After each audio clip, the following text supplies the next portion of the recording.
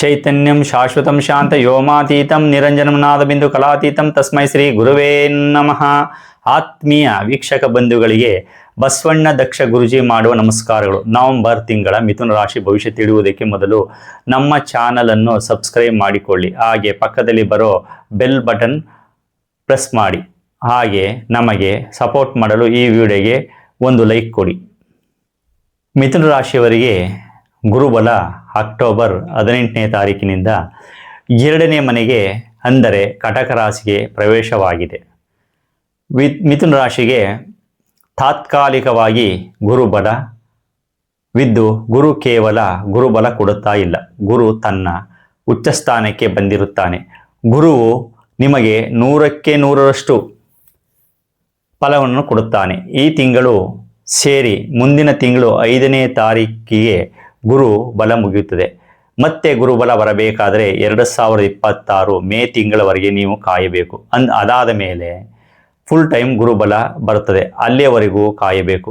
ಗುರು ನಿಮಗೆ ಡಿಸೆಂಬರ್ 5ನೇ ತಾರೀಕು ಮಿಥುನ ರಾಶಿಗೆ ಜನ್ಮಸ್ಥಾನಕ್ಕೆ ಬರುತ್ತಾನೆ. ಗುರು 2ನೇ ಮನೆಯಲ್ಲಿದ್ದಾಗ ಪಾರ್ಟ್ನರ್ಶಿಪ್ ಬಿಸ್ನೆಸ್ಸು ಮಾಡುವವರಿಗೆ ಉತ್ತಮವಾಗಿ ಮುಂದುವರಿಸಬಹುದು. ಮಿಥುನ ರಾಶಿಯವರಿಗೆ ಕಂಕಣ ಭಾಗ್ಯ ಕೂಡಿ ಬರುತ್ತದೆ. ಉದ್ಯೋಗದಲ್ಲಿ ಅಭಿವೃದ್ಧಿ, ಹೊಸ ಕೆಲಸ ಹುಡುಕಾಡುವವರಿಗೆ ಇದು ಸಕಾಲ. ಒಳ್ಳೆಯ ಉದ್ಯೋಗ ನಿಮಗೆ ಸಿಗುವ ಸಾಧ್ಯತೆ ಇದೆ. ಗುರು ಉಚ್ಚ ಸ್ಥಾನದಲ್ಲಿದ್ದು ದ್ವಿತೀಯ ಸ್ಥಾನದಲ್ಲಿ ತುಂಬ ಶುಭ ಫಲವನ್ನು ಕೊಡುತ್ತಾನೆ. ಧನಕಾರಕರಾದ ಗುರು ಧನಸ್ಥಾನದಲ್ಲಿದ್ದರೆ ತತ್ರಾಪಿ ಕರ್ಕಾಟಕದಲ್ಲಿ ಇದ್ದರೆ ಹೇರಳವಾಗಿ ಧನಲಾಭ ಉಂಟಾಗುತ್ತದೆ. ಕೆಲಸ ಕಾರ್ಯಗಳಲ್ಲಿ ಪ್ರಗತಿ ಹೊಂದುತ್ತೀರ. ಮಿಥುನ ರಾಶಿಯವರಿಗೆ ಗುರು ಅಧಿಕ ಸಂಪತ್ತನ್ನು ಕೊಡುತ್ತಿದ್ದರೂ ಜಾತಕದಲ್ಲಿ ಏನಾದರೂ ಕೆಟ್ಟ ಸ್ಥಾನದಿದ್ದರೆ ಫಲ ಕೊಡುವುದು ಕಮ್ಮಿಯಾಗುತ್ತದೆ. ಆದ್ದರಿಂದ ನಿಮ್ಮ ಜನ್ಮ ಜಾತಕವನ್ನು ಪರಿಶೀಲಿಸಿಕೊಳ್ಳಿ. ಉದ್ಯೋಗದಲ್ಲಿ ಯಶಸ್ಸನ್ನು ಕೊಡುತ್ತಾನೆ. ನೂತನ ಉದ್ಯೋಗದಲ್ಲಿ ಜಯವನ್ನು ಕೊಡುತ್ತಾನೆ. ಜ್ಯೋತಿಷ್ಯರು, ಲಾಯರ್ ಪ್ರವೃತ್ತಿ ಮಾಡುತ್ತಿರುವವರು, ಉಪನ್ಯಾಸಕರು, ಧಾರ್ಮಿಕ ಮುಖಂಡರುಗಳು, ವಿಜ್ಞಾನಿಗಳು ಮಾಡುತ್ತಿರುವ ವೃತ್ತಿಯಲ್ಲಿ ಯಶಸ್ಸು ಗಳಿಸುತ್ತೀರಿ. ವಾದ ವಿವಾದಗಳಲ್ಲಿ ಜಯ ಗಳಿಸುತ್ತೀರ.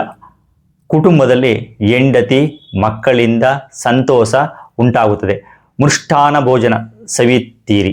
ನಿಮ್ಮ ಮಾತು ಸೌಮ್ಯವಾಗಿ ಒಳ್ಳೆ ಮಾತುಗಳನ್ನು ಆಡುತ್ತೀರ. ಮಕ್ಕಳ ಭಾಗ್ಯಕ್ಕಾಗಿ ಮಿಥುನ ರಾಶಿಯವರು ದೇವರ ಮೊರೆ ಹೋಗಬಹುದು.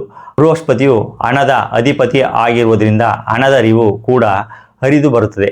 ಬಂದ ಹಣವನ್ನು ದುಂದು ವೆಚ್ಚ ಮಾಡದೆ ಯಾವುದಾದರೂ ಒಳ್ಳೆಯ ಕೆಲಸಕ್ಕೆ ಉಪಯೋಗಿಸಿದರೆ ಒಳಿತಾಗುತ್ತದೆ.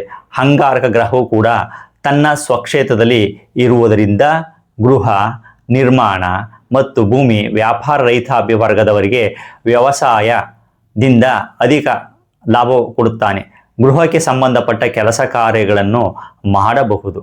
ಸಾಲದಿಂದ ವಿಮುಕ್ತಿ ಹೊಂದುತ್ತೀರ. ಇದರಿಂದ ಎಲ್ಲ ಕಾರ್ಯಗಳು ಕೈಗೂಡಬೇಕೆಂದರೆ ಈ ಮಂತ್ರವನ್ನು ಪಠಿಸಿ. ಓಂ ಬೃಹಸ್ಪತಿಯೇ ನಮಃ ಈ ಮಂತ್ರವನ್ನು 11 ಬಾರಿ ಪಠಿಸಿ. ಹಾಗೆ ಈ ವಿಡಿಯೋ ನಿಮ್ಮ ಎಲ್ಲ ಸ್ನೇಹಿತರು ಶೇರ್ ಮಾಡಿ. ವಿಡಿಯೋ ಬಗ್ಗೆ ನಿಮ್ಮ ಅನಿಸಿಕೆಗಳನ್ನು ಕಾಮೆಂಟ್ ಮಾಡಿ.